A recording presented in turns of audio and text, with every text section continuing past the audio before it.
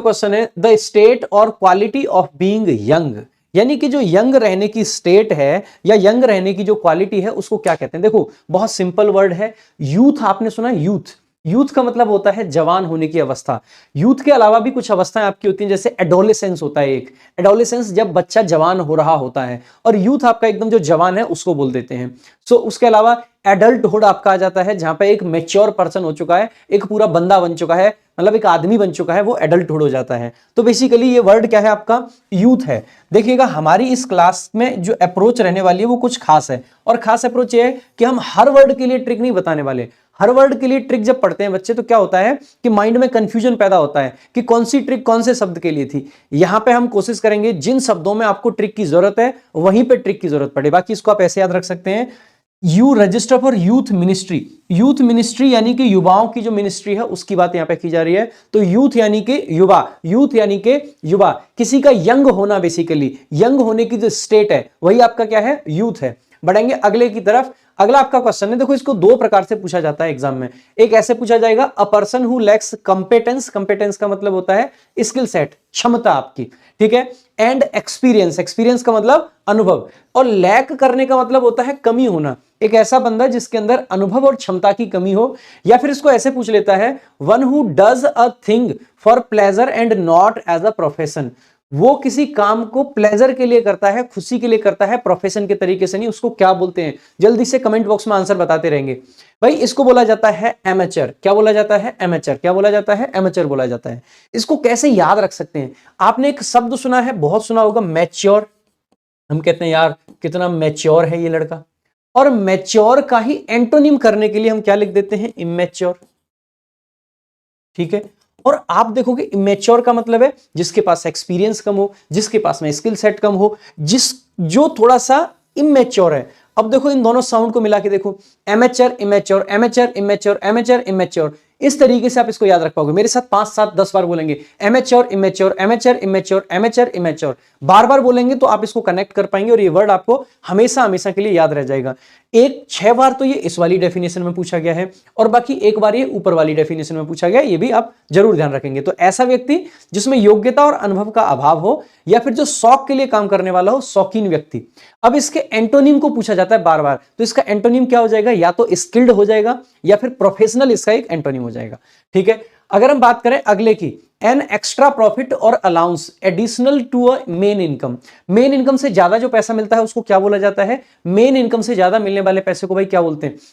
देखो भाई, जब भी आप किसी अलग से जो पैसा आपको मिलता है उसको बोला जाता है पर्क्स। क्या बोला जाता है? पर्क्स। हम बार बार पूछते हैं, आप पूछते हो सर इनकम टैक्स इंस्पेक्टर के क्या क्या पर्क्स हैं, कितना बाहर का पैसा आ जाता है सर, दिल्ली पुलिस में सर क्या क्या पर्क्स मिलते हैं, सर हमें तो हॉस्पिटल में जाएंगे तो जल्दी इलाज हो जाएगा, ये पर्क्स हैं। बेटा पर्क्स का मतलब होता है जो एक्स्ट्रा बेनिफिट्स होते हैं, और ये जो पर्क्स है ना, इन्हीं में से एक शब्द बना दीजिए, परक्यूसाइट। क्या बना दीजिए आपको? परक्यूसाइट। अच्छा एक शब्द और होता है, ध्यान दीजिएगा, रेक्यूसाइट।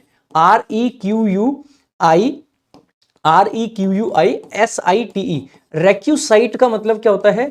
जरूरी। क्या होता है? जरूरी।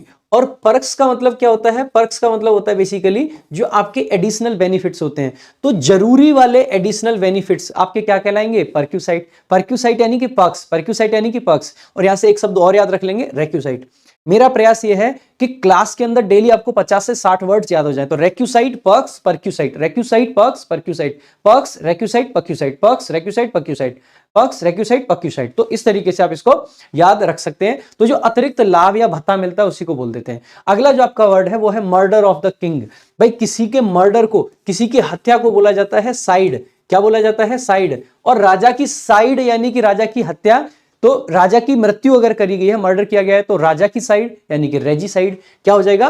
रेजिसाइड। क्या हो जाता है? रेजिसाइड। इस फोटो से याद रखेंगे, रेजिसाइड। रेजिसाइड यानी कि राजा की हत्या, रेजिसाइड यानी कि राजा की हत्या, रेजिसाइड यानी कि राजा की हत्या। बढ़ेंगे अगले वर्ड की तरफ, a person dealing with antiques. भाई ध्यान देंगे, एंटीक का मतलब क्या होता है? एंटीक का मतलब होता है पुराना, ठीक है। क्या होता है? पुराना। और एक ऐसा पर्सन जो एंटीक्स यानी पुरानी चीजों में डील करता हो, पुरानी चीजें बेचता हो, खरीदता हो, अध्ययन करता हो, उसको क्या बोलेंगे? तो भाई उसको बोलेंगे एंटीक्वेरियन। अब आप इसको आसानी से याद रखेंगे, इसमें भी क्या रखा है? एंटीक, और ये डील भी किसमें कर रहा है? एंटीक्स में। तो कितना आसानी से आप याद रख सकते हो, एंटीक यहां भी है, यहां भी है। और आगे का वर्ड क्या है? आपने एक वर्ड सुना होगा क्वेरी। क्वेरी का मतलब होता है क्वेश्चन, क्वेरी का मतलब क्वेश्चन। तो जो एंटीक चीजों के बारे में आपके क्वेश्चंस का जवाब दे, एंटीक चीजों के बारे में आपकी क्वेरी का आंसर करे, एंटीक की क्वेरी का आंसर करने वाला, एंटीक की क्वेरी का आंसर करने वाला, एंटीक की क्वेरी का आंसर करने वाला क्या हो गया? एंटीक्वेरियन, एंटीक्वेरियन, एंटीक्वेरियन। सो आपको इसी तरीके से याद रख लेना है, एंटीक की क्वेरी का आंसर करने वाला, एंटीक की क्वेरी का आंसर करने वाला, ठीक है? एंटीक्वेरियन, एंटीक्वेरियन। सो एंटीक्वेरियन यानी कि a person dealing with antiques. आगे बढ़ेंगे, अगला आपका क्वेश्चन है the quality of admiring one self too much. अपने आप को बहुत ज्यादा एडमायर करने की क्वालिटी, अपने आप को बहुत ज्यादा पसंद करने की क्वालिटी। ये ग्रीक मिथोलॉजी से आता है और इस पे मैंने आपके इसी चैनल पे वोकैब वंडर्स पे एक बढ़िया सा शॉर्ट भी बना रखा है और उस शॉर्ट का लिंक आपको इस वीडियो के डिस्क्रिप्शन में मिल जाएगा। आप वहां से इसका पूरा ओरिजिन समझ सकते हैं। नार्सिसस नाम का एक पर्सन होता है। बाकी देखो वो ओरिजिन से तो आप याद रख ही सकते हैं, वहीं से नार्सिसिस्ट वर्ड बना है, वहीं से नार्सिसिज्म बना है।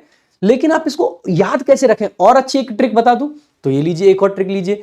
देखो नार्सिसिज्म, आप इसको देखिए, ये नारी है, क्या है? नारी है, और ये कह रही है मैं इतनी सुंदर हूं तो क्या करूं। भाई ये क्या है? सुंदर है।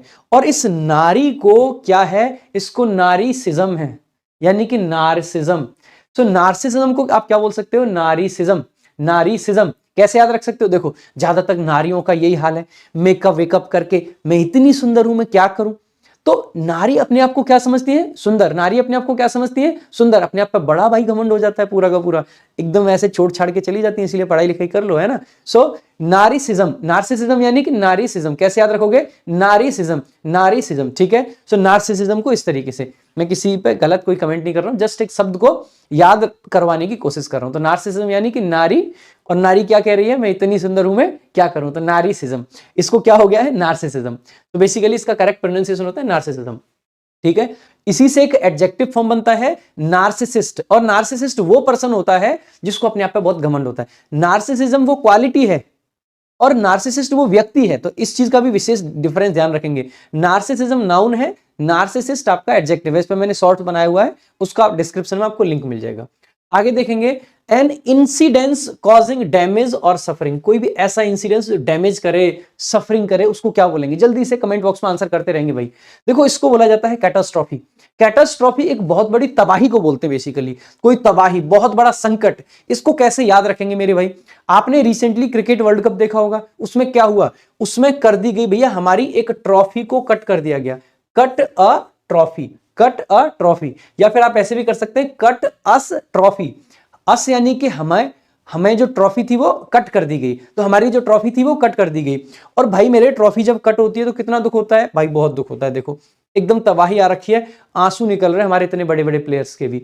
तो कट अ ट्रॉफी, कट और ट्रॉफी अपने आप में क्या है? तबाही है। कट अ ट्रॉफी अपने आप में क्या है? तबाही है। तो ये फोटो और ये cut a trophy, cut a trophy याद रहेगा जीवन भर, हमेशा याद रखना है। शाम को भाई एक बार ये पीडीएफ उठा के पूरा रिवाइज कर लेना। अब आप कहोगे सर ये पीडीएफ कहां मिलेगी? वोकैब वंडर्स टेलीग्राम चैनल पे मिलेगी। वोकैब वंडर्स टेलीग्राम पे ये पीडीएफ आपको डेली का डेली मिलती रहेगी। इसके साथ साथ वोकैब वंडर्स टेलीग्राम पे आपको the Hindu for Hindi medium की भी पीडीएफ डेली मिलती है। इस तरीके से द हिंदू आज तक ना किसी ने कराया है और ना ही कोई करा सकता है, क्योंकि बहुत रिसोर्सेज लगते हैं और फ्री ऑफ कॉस्ट हम आपको करा रहे हैं। तो वोकैब वंडर्स टेलीग्राम जरूर ज्वाइन कर लें, लिंक आपको डिस्क्रिप्शन में मिल जाएगा। आगे देखेंगे अगला, eternal, lasting for ever, indefinitely. कोई भी चीज जो हमेशा चले, कोई भी चीज जो हमेशा हमेशा चले, हमेशा। तो एटर्नल का मतलब होता है जीवन भर चलने वाली, हमेशा चलने वाली, हमेशा चलने वाली, ठीक है? हमेशा चलने वाली कोई भी चीज, हमेशा चलने वाली कोई भी चीज, ठीक है? Lasting for ever, for ever का मतलब है सदा सदा, ठीक है? इसको क्या बोलते हैं भाई? क्या बोलेंगे इसको? भाई इसको बोला जाता है परपेचुअल। क्या बोला जाता है? परपेचुअल। क्या बोला जाता है? परपेचुअल। इसको याद कैसे रखेंगे भाई साहब? हमारे जीवन में एक चीज है जो हमेशा चलती है। आप सुबह, जैसे हम सुबह उठते हैं तो अपने मम्मी पापा के, अपने गुरुजनों के पैर छूते हैं। पैर छूना एक रिचुअल है। पैर छूना एक रिचुअल, रिचुअल यानी रीति रिवाज है। पैर छूना एक रिचुअल है जो कि कब तक है? परपेचुअल है। पैर छूना एक रिचुअल है जो कि परपेचुअल है। पैर छूना एक रिचुअल है जो कि परपेचुअल है। ये एक ऐसा रिचुअल है जो हमेशा से चला आ रहा है, एक ऐसा रिचुअल है जो हमेशा से चला आ रहा है। आगे देखेंगे अगला आपका question, one who hates institution of marriage, एक वो पर्सन जो मैरिज के इंस्टीट्यूशन यानी कि शादी से नफरत करने वाला। नफरत के लिए वर्ड होता है मीसो और शादी के लिए होता है गैमी। तो मीसोगैमिस्ट, मीसोगैमिस्ट वो पर्सन हो जाएगा जो शादी से नफरत करता है। गैमी यानी शादी, मीसो यानी कि नफरत करना। ध्यान देंगे आईएसटीएम किसी पर्सन को डिनोट करने के लिए लगाते हैं। आईएसटीएम उस शब्द के लिए लगाएंगे जब हम किसी पर्सन को डिनोट करते हैं। तो मीसोगैमिस्ट यानी कि शादी से नफरत करने वाला, मीसोगेमिस्ट यानी कि शादी से नफरत करने वाला, मीसोगेमिस्ट यानी कि शादी से नफरत करने वाला। ठीक है, ऐसे एक वर्ड आपका बन जाएगा मिसोजिनिस्ट। मिसोजिनिस्ट का मतलब बेसिकली क्या हो जाएगा, जो महिलाओं से नफरत करे। ठीक है, और एक हो जाता है मिसेंथ्रोपिस्ट। मिसेंथ्रोपिस्ट यानी मानव जाति से नफरत करने वाला। इसका एंटोनिम आप कह सकते हो फिलैंथ्रोपिस्ट। फिला का मतलब होता है प्यार, तो प्यार करने वाला। ठीक है, तो आप कह सकते हो मीसो यानी कि नफरत, फिला यानी कि प्यार। ठीक है, तो ये वर्ड्स आपको पता होने चाहिए सारे के सारे भाई। आगे देखेंगे अगला आपका जो वर्ड है वो है one who offers one's services without being forced. बिना फोर्स करे वो अपनी सर्विसें देना चाहता है। देखो भाई, मैं स्वीकृति से, जैसे मुझे कोई फोर्स नहीं कर रहा है कि पढ़ाओ पढ़ाओ पढ़ाओ, लेकिन मैं स्वीकृति से, मैं वॉलंटियरली आप सभी लोगों के लिए फ्री पढ़ा रहा हूं। कैसे पढ़ा रहा हूं, मैं वॉलंटियर कर रहा हूं अपनी सर्विस। तो वॉलंटियर करना, या जो वॉलंटियर होते हैं उन्हीं को क्या बोलते हैं, वो अपने आप कोई काम कर रहे हैं तो वॉलंटियर बोला जाता है। क्या बोला जाता है, वॉलंटियर। वॉलंटियर का मतलब देखो ये नाउन भी होता है, वर्ब भी होता है, दोनों चीजें ध्यान रखेंगे। जब मैंने कहा कि आई वॉलंटियर दिस थिंग, तो इसका मतलब है मैं ये काम फ्री ऑफ कॉस्ट करूंगा, और ऐसे केस में मैं क्या कहलाऊंगा, वॉलंटियर कहलाऊंगा। ठीक है, तो ये नाउन भी हो सकता है, वर्ब भी हो सकता है। तो वॉलंटियर आपका बहुत इंपॉर्टेंट वर्ड है, इसको याद रखेंगे। नेक्स्ट आपका कंपलसरी इनलिस्टमेंट। अब देखो इनलिस्टमेंट का मतलब क्या है, लिस्ट का मतलब जानते हैं आप, लिस्ट में शामिल करना। MENT लगाते हैं नाउन बनाने के लिए और इन का यूज करते हैं वर्ब बनाने के लिए। तो इनलिस्टमेंट, ठीक है, इनलिस्टमेंट का मतलब है लिस्ट में शामिल करना। इनलिस्टमेंट मतलब लिस्ट में शामिल करना, इनलिस्टमेंट मतलब लिस्ट में शामिल करना। तो compulsory enlistment for military services, कुछ देशों में ऐसा सिस्टम है कि भैया आपको 2 साल मिलिट्री में देने ही पड़ेंगे चाहे आप कोई भी हो, उसी को बोल देते हैं कॉन्स्क्रिप्शन। क्या बोला जाता है इसको, कॉन्स्क्रिप्शन। इसको याद कैसे रखेंगे भाई, जब आप किसी चीज का सब्सक्रिप्शन ले लेते हो तो आपके लिए जरूरी हो जाता है कि आप उसके मतलब उस चीज को फॉलो करो। सब्सक्रिप्शन ले लिया मतलब फॉलो करना पड़ेगा, सब्सक्रिप्शन मतलब फॉलो करना पड़ेगा, कॉन्स्क्रिप्शन जरूरी है। तो सब्सक्रिप्शन अपनी मर्जी से लेते हैं और कॉन्स्क्रिप्शन फोर्स्ड होता है। सब्सक्रिप्शन मर्जी का और कॉन्स्क्रिप्शन फोर्स्ड होता है। सब्सक्रिप्शन मर्जी का और कॉन्स्क्रिप्शन फोर्स्ड होता है, जबरदस्ती का होता है। अगला आपका वर्ड है a remedy for all ills. A remedy, remedy का मतलब होता है भाई कोई दवा, कोई इलाज, इलाज। और इल्स का मतलब होता है बीमारियां, सभी बीमारियों का इलाज, सभी बीमारियों का इलाज। एक ऐसी दवा जो हर बीमारी का इलाज हो, उसको क्या बोल देते हैं, उसको बोल देते हैं मेरे भाई पैनेसिया। क्या बोला जाता है, पैनेसिया। इसको कैसे याद रखेंगे, आपने एक वर्ड सुना है, एक वर्ड आपने सुना होगा पैन। पैन का मतलब होता है संपूर्ण। जैसे हम कहते हैं पैन इंडिया, पैन इंडिया। और फिर भी पैन अगर आपको याद नहीं है तो याद रखना आपका पैन कार्ड हर जगह चलता है, आपका पैन कार्ड हर जगह चलता है। पैन मतलब हर जगह, पैन मतलब हर जगह, तो पैन यानी कि हर जगह। तो पैन का मतलब ऑल, पैन का मतलब ऑल। और एस का मतलब होता है इक्का। एस का मतलब क्या होता है, इक्का। जब आप ताश खेलते हो, कार्ड्स देखें आप लोगों ने, नहीं देखें तो मैं दिखा देता हूं आप लोगों को, यहां होने चाहिए मेरे आसपास कहीं। ठीक है, कार्ड्स, ये देखिएगा, ये क्या है, इसमें एस। क्या है ये, इक्का है, एस है। अब इक्का जब आप मारते हो तो वो हर चीज को हरा देता है।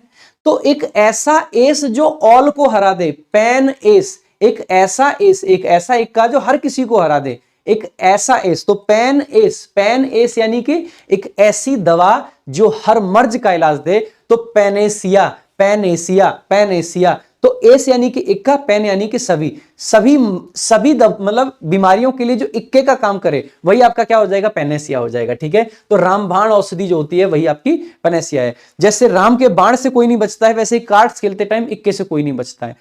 आगे देखेंगे अगला आपका वर्ड है भाई एड्रॉइट। एड्रॉइट, और एड्रॉइट का मतलब क्या होता है, एड्रॉइट का मतलब होता है जी स्किलफुल, जिसके अंदर पूरा स्किल हो। तो इसका मीनिंग देखोगे तो क्लेवर एंड शोइंग स्किल, जिसके अंदर कुशलता हो, जो कुशल हो। होता क्या है जी, ये एडजेक्टिव होता है, इतना बड़ा बड़ा लिख रखा है। ट्रिक कैसे बनेगी जी, देखो ये रही ट्रिक। एंड्रॉइड, एंड्रॉइड जो फोन है, जैसे ये फोन है एंड्रॉइड फोन है, भाई साहब कितना स्किल है। अब देखो 2 फोन आपके सामने है, एक कौन सा है, एक आपका आईफोन है, दूसरा आपका कौन सा है, वन प्लस का एंड्रॉइड है। दोनों में से किसके अंदर ज्यादा स्किल है? भाई इसमें कुछ नहीं चलता, कसम से बता रहा हूं, और इसमें बहुत कुछ चलता है। तो एंड्रॉइड कैसा है, स्किलफुल है। एंड्रॉइड कैसा है, स्किलफुल है। Android Android, Android Android, Android Android, याद हो जाएगा। आगे देखेंगे। अब इसके सिनोनिम्स की बात करें तो स्किलफुल तो हो ही गया, डेक्स्ट्रस, डेक्स्ट्रस, डेक्स्ट्रस, जो एकदम मतलब डेक्स्ट्रस हो। जैसे डेक्स्ट्रस को कैसे याद रखेंगे भाई, डेक्स्ट्रस, देखो वैसे तो ये रूट वर्ड से ही बनता है, यहां से डेक्स्टर का मतलब ही होता है बेसिकली स्किल, तो जो डेक्स्ट्रस हो जाएगा उसके अंदर स्किल्स है, ठीक है। वहीं से एम्बी डेक्स्ट्रस बनता है, जिसके दोनों हाथों में स्किल है, एम्बी मतलब दोनों, ठीक है। तो डेक्स्ट्रस तो वैसे रूट वर्ड से भी याद रख सकते हैं। बाकी और क्या ट्रिक क्या बना सकते हो आप, देखो जैसे टेक्स्ट होता है, टेक्स्ट का मतलब है टेक्स्ट मैसेज करते हैं जो, ठीक है। और टेक्स्ट मैसेज को लिखने के लिए आपको होना पड़ता है डेक्स्ट्रस, टेक्स्ट के लिए डेक्स्ट, टेक्स्ट के लिए डेक्स्ट, स्किलफुल होना पड़ता है आपको, नहीं तो आप वॉइस मेल भेजते हो, ठीक है। तो पहले लोग क्या करते थे, पहले लोगों पे लिखना पढ़ना नहीं आता था, तो टेक्स्ट के लिए यानी लिखने के लिए क्या चाहिए, डेक्स्ट, टेक्स्ट के लिए डेक्स्ट, तो यहां से आप इसको इस तरीके से भी याद रख सकते हैं। उसके अलावा एप्ट, भाई देखो आपके मोबाइल में जो ऐप होते हैं, आपके मोबाइल में जो ऐप होते हैं वो कैसे चलते हैं, अरे बड़े स्किलफुल है भाई। आजकल तो एआई भी आ गया है ऐप में, और ऐप में एआई जब से आया उसके अंदर इतना गजब का स्किल आ गया कि पूछो मत। और एक्सपर्ट तो बहुत सिंपल सा शब्द है। पर्सपेक्टिव भी आप इसको भी याद रख सकते हैं, वैसे बहुत ज्यादा जरूरी नहीं, इसको छोड़ भी सकते हैं, ठीक। देखो आ जाओ भाई, मैक्सिम, मैक्सिम एक नाउन होता है, इसका मीनिंग क्या होगा भाई, maxim, maxim, maxim, maxim, maxim से आपको एक वर्ड आएगा ध्यान में, वो क्या होता है, मैक्सिमम। क्या होता है, मैक्सिमम।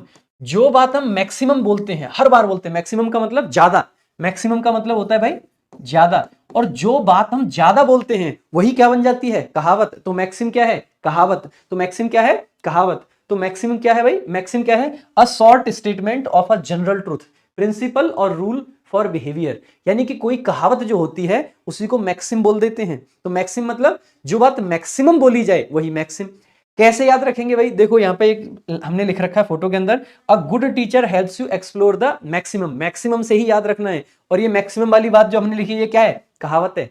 सिनोनिम्स क्या हो जाएंगे भाई इसके, एक तो प्रोवर्ब, आप सभी समझते हो। देखो भाई इसको याद रखने का एक और तरीका बता देता हूं, मैंने आपको लास्ट क्लास में भी बोला था, जहां पे आपका एक वर्ड आया, एक शब्द आया था जिसकी मैंने ट्रिक आपको बताई थी, वर्बस। उसमें मैंने कहा था वर्ब को आपको क्या समझना है, वर्ड, शब्द समझिए, और जो शब्दों में प्रो हो वही आपका क्या बन जाएगा, कहावत। कुछ ऐसे शब्द जो प्रो लेवल के हों, ऐसे शब्द जो प्रो लेवल के हों, ऐसे वर्ब जो प्रो लेवल के हों, वही क्या बना देते हैं, कहावत बना देते हैं जी। एड एज, देखो एज का मतलब होता है उम्र, ठीक है, और एड का मतलब होता है जोड़ना। जो चीजें उम्र के साथ में और बढ़ रही हैं, कहावत दिन रोज बढ़ रही हैं, किसी ने कुछ अच्छी बात कह दी वही कहावत, या जो बड़ी उम्र से चली आ रही हैं, लंबी उम्र से जो चली आ रही हैं, जिनकी उम्र बहुत बड़ी है, वही क्या है, कहावत है। तो यहां से ऐसे याद रख सकते हैं। सेइंग का मतलब बहुत सिंपल है, कुछ से का मतलब क्या है ना, सेइंग का मतलब कोई कहावत, ठीक है। एक है एफोरिज्म, इसको कैसे याद रखेंगे, एफोरिज्म, आपने बचपन में ए फॉर एप्पल याद करा है, आपके बचपन की पहली कहावत होती है ये। हर किसी के बचपन में सबसे पहले बच्चा क्या कौन सी कहावत सीखता है, ए फॉर एप्पल। तो aphorism, aphorism, A for Apple, A for Apple. तो एफोरिज्म यही क्या है आपके लिए, एफोरिज्म, यही एक कहावत है। सो एफोरिज्म यानी कि कहावत, ए फॉर, ध्यान भाई 4-5 बार 6 बार ऐसे ही करके आपको याद होगी ये चीजें। आगे देखेंगे नेक्स्ट, अगला आपका वर्ड है पेरिल। पेरिल, पेरिल आपका नाउन होता है, बहुत बार पूछा जाता है एग्जाम में, ये रिपीटेशन है जो लिखी हुई है ना ब्रैकेट में, ये रिपीटेशन है कि कौन सा शब्द कितनी बार पूछा गया है, ठीक है। सो पेरिल, पेरिल का मतलब होता है बेसिकली किसी भी चीज का खतरा, पेरिल मतलब खतरा, पेरिल मतलब खतरा, ठीक है, पेरिल का मतलब होता है खतरा। तो पेरिल है खतरा, इसको याद कैसे रखेंगे, देखो भाई वैसे तो इसको ग्रेट डेंजर ऑफ और something that is very dangerous, कोई चीज जो बहुत खतरनाक है, ठीक है, कोई जोखिम, खतरा, इसको ऐसे याद रख लेंगे भाई, पे रील, पटरी पे रील, पटरी पे रील, पटरी पे रील, पटरी पे रील बनाना कैसा है, जोखिम भरा है, खतरे भरा है, क्योंकि ये देखो डेथ हो गई किसी की, पटरी पे रील बना रहे थे भाई साहब, तभी ट्रेन आ गई, पटरी पे रील, पटरी पे रील, पटरी पे reel, peril peril peril peril, इस तरीके से याद रख लेना भाई, बार बार बोलेंगे एक एक शब्द को, पेरिल पेरिल, ठीक है। तो पटरी पे रील, खतरे को आमंत्रण देना है। इसके सिनोनिम्स क्या हो सकते हैं, हेजार्ड, हेजार्ड, भाई हेजार्ड को कैसे याद रखेंगे, आपने घर में सुना होगा लिजार्ड, लिजार्ड से सब डर जाती है लेडीज इतनी, ओ भाई सब पता नहीं कैसे कोई भूकंप आ गया हो लिजार्ड को देखते ही, ठीक है। उसके अलावा जियो पार्टी को कैसे याद रखेंगे, जियो को पता है, जियो ने दूसरे लोगों के लिए क्या कर दिया, दूसरे लोगों की जो पार्टी थी वो खराब कर दी, उसमें खतरा डाल दिया। जियो ने आके दूसरे लोगों की पार्टी में खतरा डाल दिया, दूसरे लोगों की पार्टी में खतरा डाल दिया। ठीक है। एक अगला आपका वर्ड है मैनेस। देखो मैन का मतलब इंसान और एस का मतलब इक्का। अगर कोई चीज ऐसी आ जाए जो इंसान के लिए भी इक्के का काम करे, यानी इंसान के ऊपर भी वो काम कर रही है, तो मैनेस अपने आप में क्या हो जाएगा, कोई ऐसी चीज जो लोगों पे इक्के का काम करे, यानी कि खतरा है भाई साहब, उससे बच के रहना है, जो मैन के लिए भी एस बन जाए। एस का मतलब इक्का होता है, कल की क्लास में बताया था ना, याद रखनी है ये चीजें। तो मैनेस यानी कि खतरा। पिटफॉल, ये पिट क्या होता है, पिट को आप बोल सकते हो किसी का बिल जो होता है ना छोटा सा, ठीक है, जो जमीन में होता है। और पिट और फॉल का मतलब क्या होता है भाई, फॉल का मतलब होता है गिरना, फॉल का मतलब गिरना। भाई देखो किसी ने बिल बनाया, बिल के अंदर बैठा है और वो बिल गिर जाए तो क्या हुआ भाई, खतरा हो गया, तबाही हो गई। उसके अलावा एक आपका वर्ड दे रखा है थ्रेट। थ्रेट, थ्रेट का मतलब क्या होता है भाई, थ्रेट, थ्रेट तो आप सभी जानते हैं यार, यहां से थ्रेट मिल रहा है हमें, खतरा है, तो जियोपार्डी भी बताया ही था। ठीक है, तो खतरा। नेक्स्ट देखेंगे अगला, अगला आपका वर्ड है एक्सपिएशन। एक्सपिएशन, एक्सपिएशन क्या होता है भाई, एक्सपिएशन बहुत आसान वर्ड है, एक्सपिएशन कैसे याद रख पाएंगे, देखो एक्सपिएशन, एक्सपिएशन का मतलब होता है पश्चाताप। ये एक वर्ब से बना है, इसके लिए वर्ब होती है एक्सपिएट।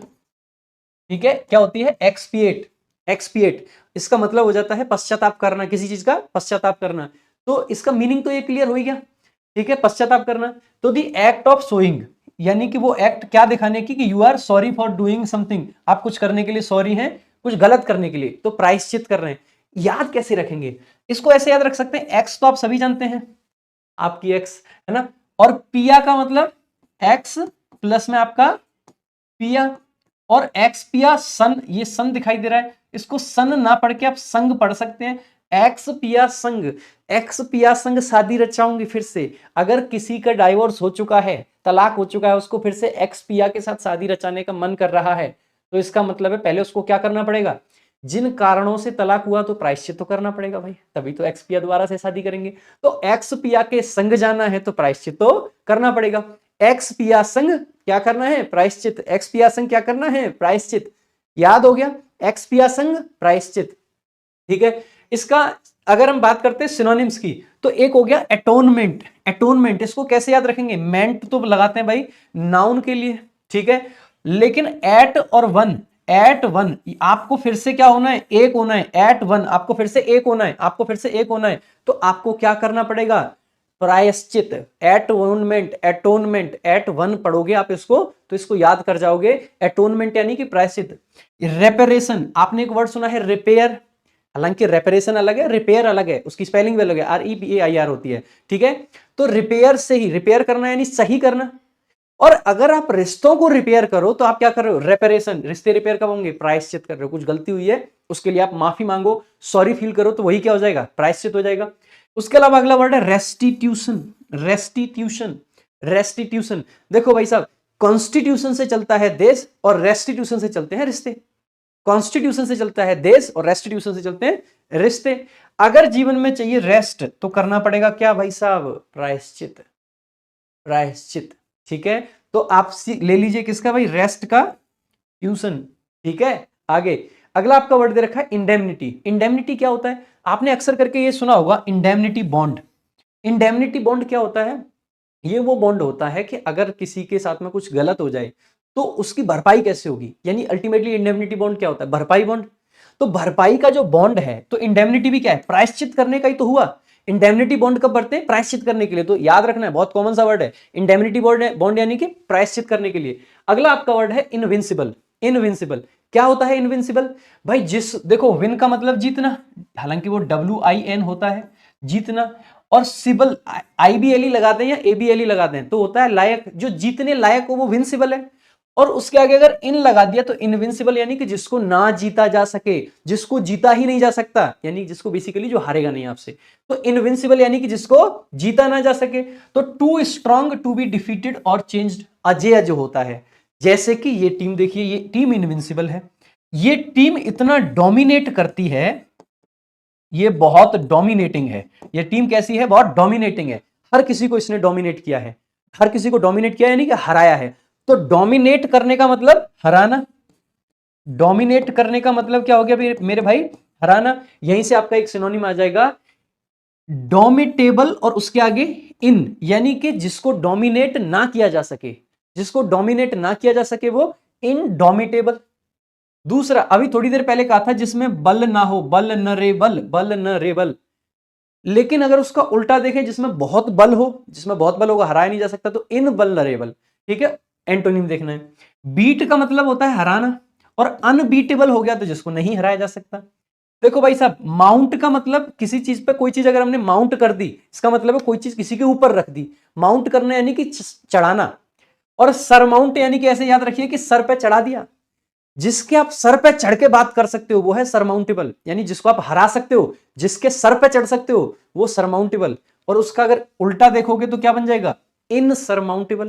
तो याद हो जाएगा, जिसको सरमाउंट नहीं किया जा सकता, जिसके सर पे माउंट नहीं किया जा सकता, वही इनसरमाउंटेबल, जिसको हराया नहीं जा सकता। याद हो गए भाई?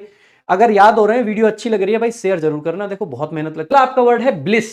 ब्लिस का मतलब क्या होता है मेरे भाई? ब्लिस, आपने एक शब्द सुना है ब्लेस। जब हम किसी के जन्मदिन पे या कोई आके हमसे पैर छूता है, हम कहते हैं God bless you, God bless you. जब हम ये कहते हैं गॉड ब्लेस यू तो कितने खुश होते हैं ना, गॉड ब्लेस यू, और सामने वाला भी खुश हो जाता है कि आशीर्वाद मिल गया।